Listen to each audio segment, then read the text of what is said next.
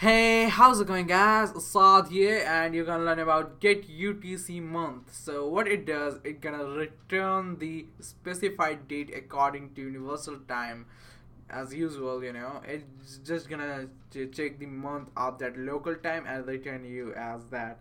So yeah, keep in mind that would be in numbers, not in not in days.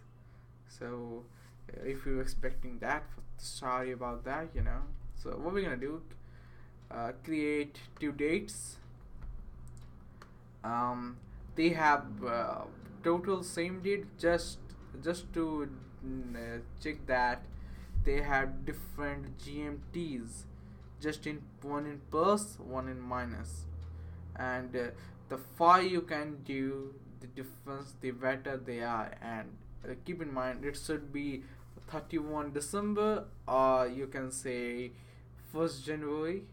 you know it's year after year what we do. Or if you code along with me, just copy those two. Now what we're gonna do is use that get UTC and month. When we do that, it's gonna say the month of that place at the local. So it's what? Oh yeah, it's so when we do that, it's gonna say 11. Now you're gonna say, hey, 11 is that November, it's not December.